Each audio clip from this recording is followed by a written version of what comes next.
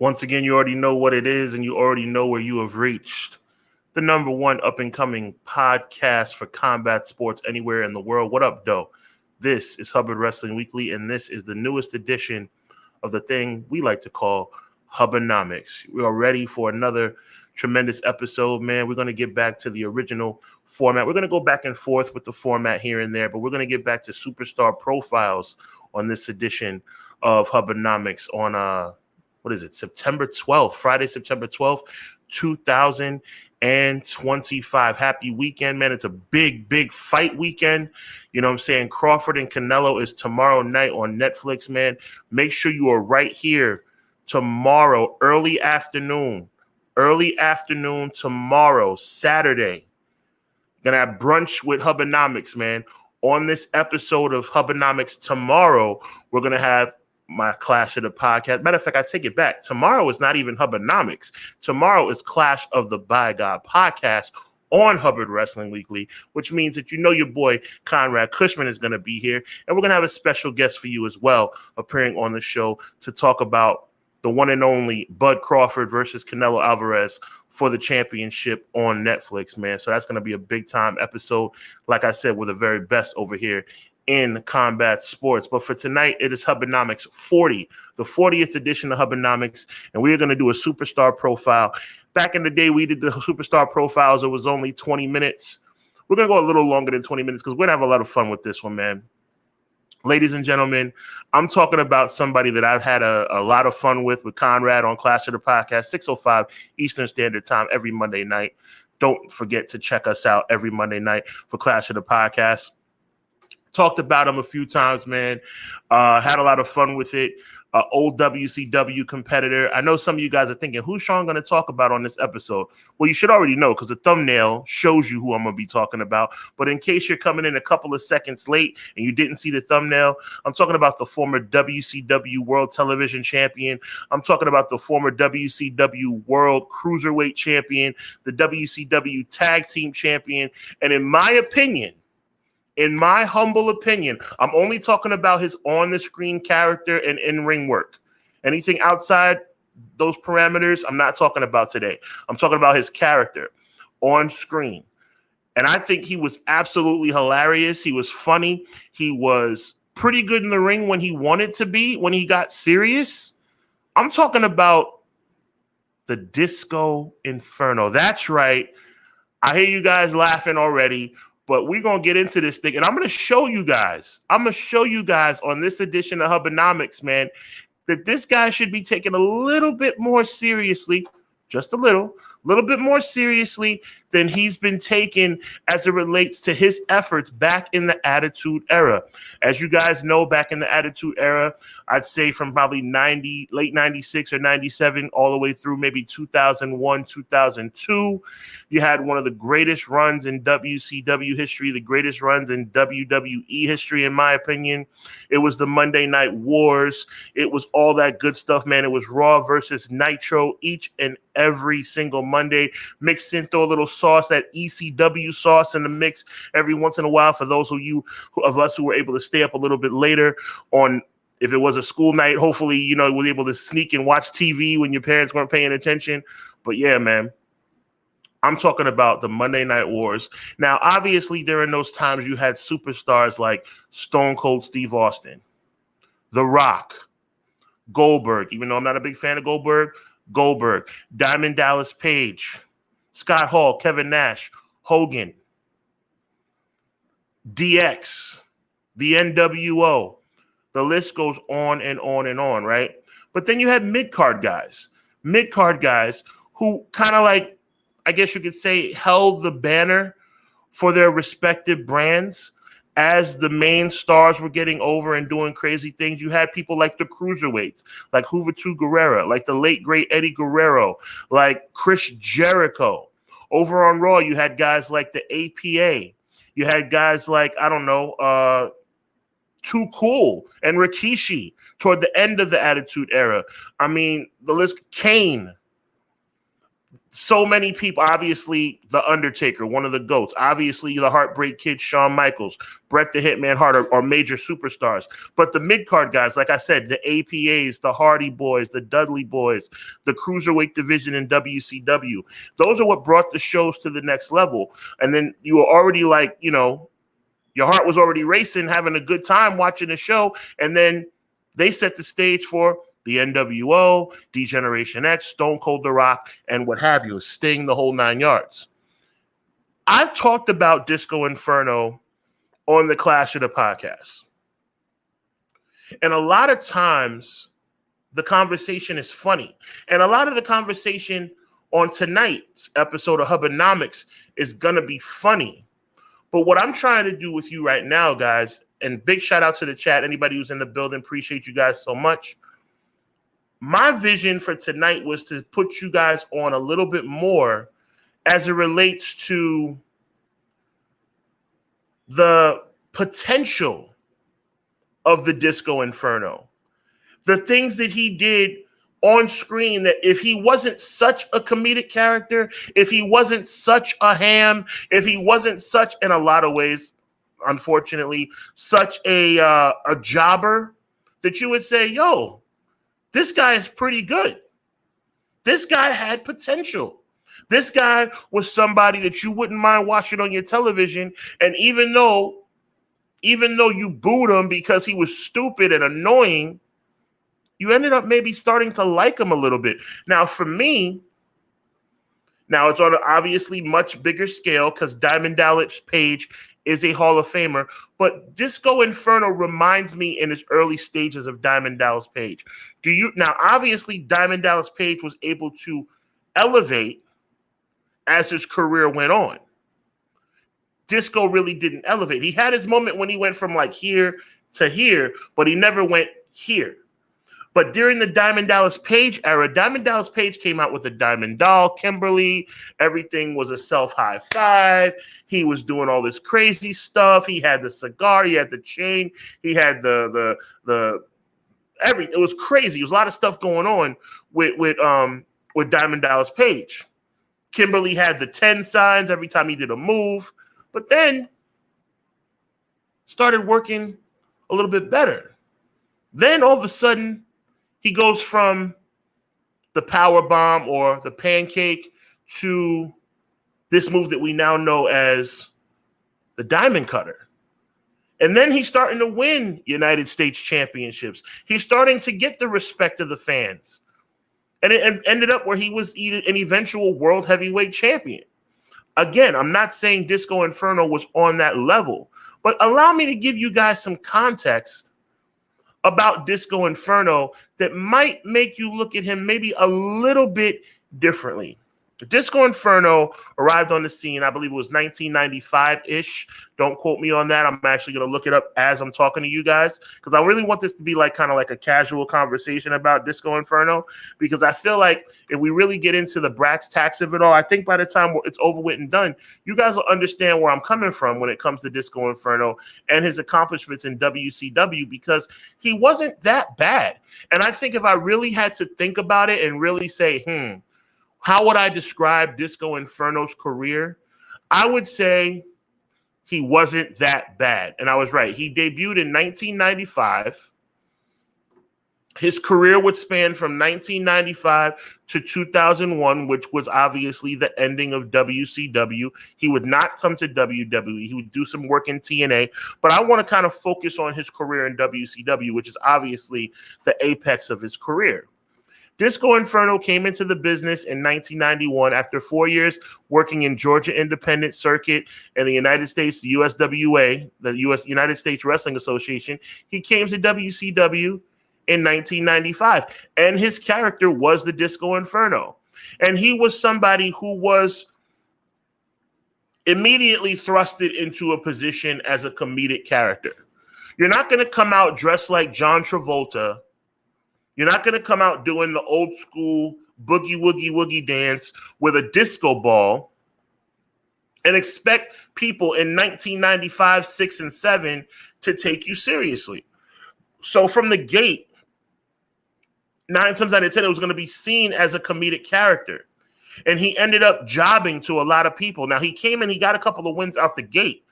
You know, WCW Saturday Night, WCW Worldwide, for people who remember that show. But he wasn't going to be featured on pay-per-views. That wasn't going to be his niche. But as time went on, Disco Inferno began to start creating some steam. And that steam is what I've been talking about on Clash of the Podcast and what I want to talk about right here tonight on HUBBanomics. Disco Inferno will never be a Hall of Famer. Disco Inferno will never be considered one of the greatest of all time.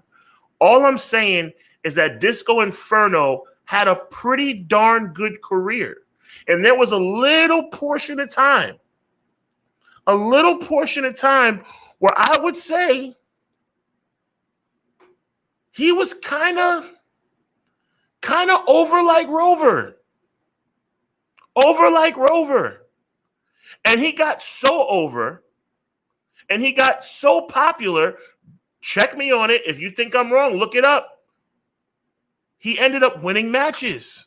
And he ended up having good matches with people like Juventud Guerrera, people like Billy Kidman. And in 1997, y'all, he became the WCW World Television Champion. The WCW World Television Champion. And you got to respect that, bro, because even though he would get some more championships later in the WCW era, his championship reigns, plural, by the way, championship reigns as the World Television Champion, to me, mean the most, because those championship reigns, y'all, and I want you to really take what I'm saying seriously right now. The same belt that was held by people like Ivan Koloff and Greg the Hammer Valentine and Roddy Rowdy Piper, Dusty Rhodes, Tully Blanchard, Mike Rotunda, the Great Muta, Sting, Ricky the Dragon Steamboat, Stunning Steve Austin, Larry Zbyszko, not Johnny B. Bad, but people like that who won this championship, right? He won those titles. He won those two World Television Championships in 1997. Now, why is that important that it was in 1997? That was right in the middle of WCW's dominance over WWE in the Monday Night Wars. That streak of WCW winning in the Monday Night Wars spanned from 97 through 98, right? So for me, if you're going to put the World TV title, which, by the way, was a very prestigious title in WCW, don't get it twisted. Like I said, Sting, Lex Luger, Diamond Dallas Page, a lot of people of significance had the World Television Championship. Chris Jericho, right? If you're going to put that title around his waist in 1997, now we'll talk about his Cruiserweight Championship run in 99. We'll talk about his World Tag Team Championship win in 2000, but I'm talking a lot about these two television titles in 1997. One of which he beat Alex Wright, Das Wunderkind. And another one, he beat Perry Saturn. Now, I mean, let's keep it 100 right now, bro. He beat Perry Saturn on Nitro to become the World TV Champion. Would eventually lose it a couple weeks later to Booker T, a little bit before New Year's going into the next year in 98. I believe it was December 29th, 1997. But let's call a spade here. Disco Inferno was doing his thing, bro. Now, I've referenced this on Clash many times. Many times. This pay-per-view, Super Brawl 8, obviously the main attraction was the WCW Championship, which was vacant at the time. Hulk Hogan representing the NWO versus Sting. That night, Disco Inferno faced La Parka.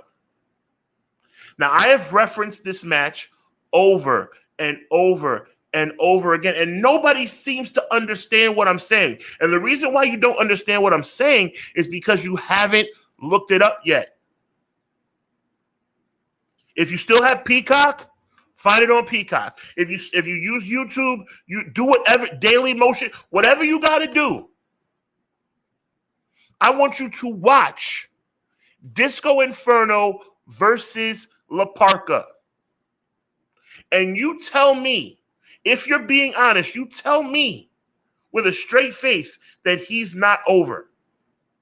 He's not over. He's definitely over. That crowd in the San Francisco Cow Palace, when he hit the chart buster, and we're going to talk about the chart buster in a couple of seconds, blew the roof off the place. Now, my question is for everybody who thinks I'm crazy right now. I see the chat, y'all. I'm trying not to focus on it. I'm trying to just go through it. I see the comments in the chat. Y'all think I'm bugging right now. But if you think, my question is this. It's similar to my argument about Jey Uso. Now, obviously, Jey Uso is way better than Disco Inferno ever was. But entertainment doesn't really matter.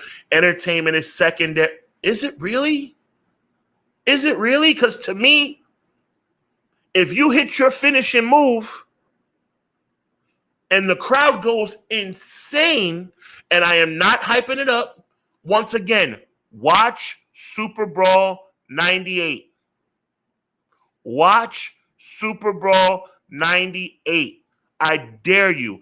I was 11 years old. I lost my freaking mind.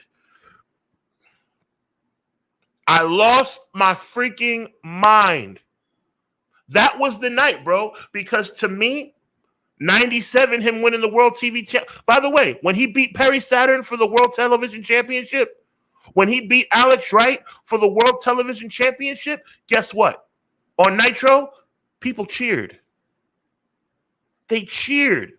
Now, my question to you is this, and again, I keep prefacing it by saying he wasn't an all-time great. Yes, he was predominantly a jobber. Yes, he was. I'm not trying to say he wasn't. This is the same man that lost to Jacqueline at the 1997 Halloween Havoc. I'm not trying to say that he was a great wrestler. All I'm saying is that if he's winning championships during the height of Monday Night Nitro's dominance during the Monday Night Raw war, if he's getting cheered when he's supposed to be booed, now that's another key factor. Getting cheered when you're supposed to be booed. What does that mean? That means you're winning over the fans. That's what that means, y'all. I don't understand what we're missing, because when I talk about Disco Inferno, people think I'm crazy. Yo, Disco Inferno was trash. Was he trash? He wasn't great, but was he trash? And then I also want you to look up Halloween Havoc 1998. What's so special about Halloween Havoc 1998? Well, you had Goldberg versus Diamond Dallas Page. You had Hogan Warrior 2. You had Bret Hart versus Sting. You had Hall versus Nash. There was a lot of big stuff going on that night, right? But in addition to that, it was the Disco Inferno facing Juventud Guerrera in a match to see who would then later go on later in the same night, in the same pay-per-view, to face Billy Kidman for the championship, the World Cruiserweight Championship. I'm going to repeat that. Halloween Havoc 1998. Early in the card, it was Disco Inferno versus Juventud Guerrera. The winner would go on to face Billy Kidman, the Cruiserweight Champion, for the title in the same night. Now, on a night, you think I'm crazy about the Super Brawl thing? You think I'm crazy about saying that Disco was over like Rover? Get prepared to think I'm crazier, because I'm about to tell y'all something that's going to blow your minds. On a night that Hogan faced the Warrior, on a night where Hall faced Nash, on a night where Goldberg faced Diamond Dallas Page for the World Heavyweight Championship, on a night where Bret Hart faced Sting in a battle of the Sharpshooter versus the Scorpion Deathlock, I am bold enough and real enough to say, look at me, y'all, right to your face, that Juventud Guerrera versus Disco Inferno was the match of the night. What did he say? Did he say what I think he did? I said it. I'm going to repeat myself again. On a night where Goldberg beat DDP for the world title, Hogan got his revenge on the Warrior in a horrible match, by the way, from WrestleMania 6. Bret beat Sting. Nash beat Hall. By the way, another really good match, Chris Jericho versus Raven. On that night, the best match of the night, and I dare you to watch it.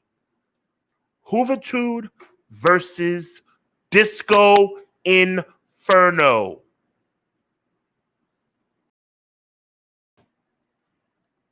I said what I said, bro. I said what I said.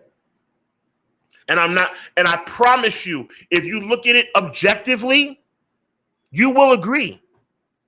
The match of the night. And he ended up almost having another great match. I say almost because it wasn't quite as good, because he won that match against Juventud, and then he eventually went on later in the night and he lost to Billy Kidman for the title. All I'm saying is this, man.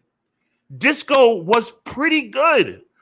And I know it's hard for people to agree with that, but this man was pretty good. And in 1999, he would go on to win that Cruiserweight Championship. Now, I know WCW was on its downswing, especially when he became World Tag Team Champion in 2000. But at the end of the day, this guy was pretty good. But the problem is moments like this, where he lost to Jacqueline. Now, this was a time when, you know, men versus women in wrestling matches wasn't really a thing. Right now, women are killing it. Women's wrestling has never been better. It's amazing. I don't care what you are, who you are. Listen, women can main event pay-per-views. Evolution is still the best pay-per-view of 2025 on the WWE side, by the way. We all know that AEW All In was the best pay-per-view of the year so far. But in WWE, Evolution is still the best pay-per-view so far. Maybe SummerSlam, but I'm still going to give the edge to Evolution. So women were doing their thing. But in 1997, this was made to make Disco look stupid. It was, and Jacqueline, by the way, is a Hall of Famer, a tremendous, amazing talent, an amazing talent. But in that moment, Disco was made to look silly. So you can't be made to look silly and then be expected to be in the conversation of being a big-time competitor. So at the end of the day, I understand why people doubted him. I understand why people have a hard time wrapping their head around the fact that this guy could actually be good. It's hard to wrap your head around it. Disco Inferno, sometimes I have trouble saying it. You know, Disco Inferno wasn't that bad. It's hard for me to even say it, but I've been thinking about this for a long time, bro. A long time. Disco was pretty freaking good. He was pretty freaking good, y'all. And he was so good that he changed his finishing move. Oh, you know I was going to talk about it. He changed his finishing move. Disco Inferno would always do the pile driver. He won that match against Juventud Guerrera that I was talking about at Halloween Havoc with the pile driver. But another move that he did, some call it the Last Dance. A lot of people call it the Stone Cold Stunner, Stone Cold Steve Austin, Kevin Owens. I call it the Chart Buster. That's right. Disco Inferno did the stunner or as WWE 2K25 would call it, the jawbreaker, some kind of, I forget what it's called. Somebody help me out.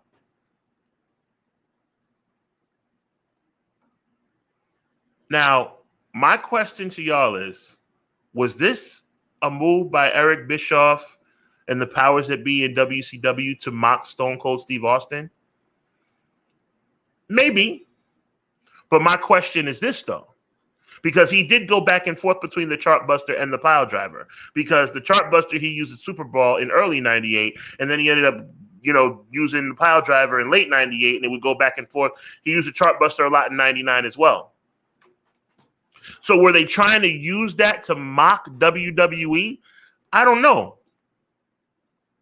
But I keep referencing Super Bowl 98. Or I keep saying Super Bowl 98. Was it Super Bowl 98 or was it Super Bowl 97? No, it was Super Bowl 98. I'm right, because Super Bowl 1998 was the rematch between Hogan and Sting after Hogan lost to Sting at Starrcade 97. So good, I'm right. But I keep referencing Super Bowl 98 because when he hit the Chartbuster on La Parka, again, I'm going to say it, the Cow Palace, San Francisco, California, blew the roof off. They went nuts. They went crazy when he hit that move. So I'm just saying, Disco Inferno, I think that you should put a little bit more respect on his name. That's all I'm saying. I'm not saying, pour a whole lot of respect on it. Just a pinch. Just sprinkle a pinch of respect on that man's name. That's all I'm saying. Now, Conrad, my good friend Conrad Cushman from Clash of the Podcast, my tag team partner, co-founder of Clash of the Podcast, he's told me some behind-the-scenes stuff about Disco Inferno that he's heard about. Not very, endearing news, right? Nothing crazy, but not really endearing news. Not, character stuff, right? But again, we're not talking about, anything crazy, right? You know what I'm saying? But as far as his in-ring talent, I'm just saying he wasn't that bad. If I had to put a bow on this, how would you describe Disco Inferno? And I want you to put in the chat, give me a one-liner, maybe a couple of words put together about how you would describe Disco Inferno. I would say, I want to take a second and think about this. How would I describe Disco Inferno?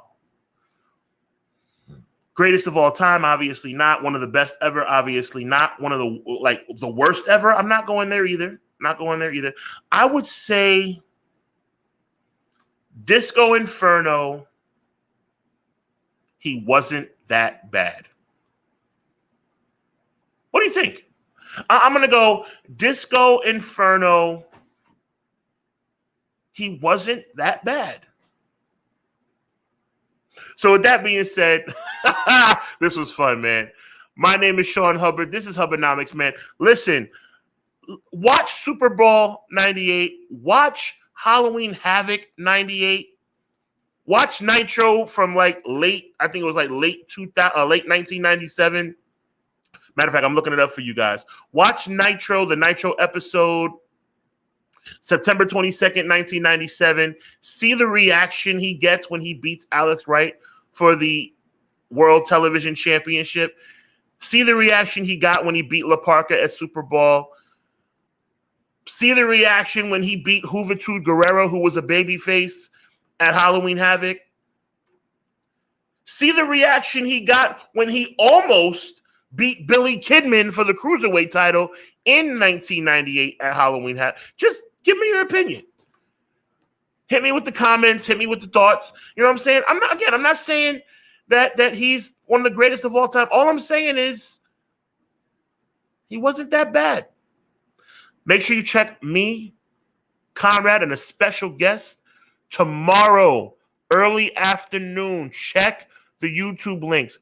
We're going to be back, and it's going to be a special edition of Clash of the Podcast right here on Hubbard Wrestling Weekly on a Saturday. We're giving you guys crazy, amazing content, man. You got HUBBanomics right now. You just had AEW review with Conrad and my guy Derek on Wednesday. You got me and Conrad for Clash of the Podcast next Monday. And you got me and Conrad and a special guest talking about Canelo versus Crawford tomorrow. Tomorrow on Fight Day. We're going to give you guys a preview right before the fight, like a couple hours before the fight. Tomorrow night on Netflix, Canelo versus Crawford. So with that being said, man, make sure you guys check us out. Got so much good content going. Thank you for being here for the newest edition of Hubbard Wrestling Weekly. We're getting back into those superstar profiles. I hope you guys had as much fun as I did talking about the Disco Inferno. Hashtag he wasn't that bad. So until next time, once again, my name is Sean Hubbard. This is HUBBanomics. And as always, God bless, be encouraged, evil never prevails. He wasn't that bad.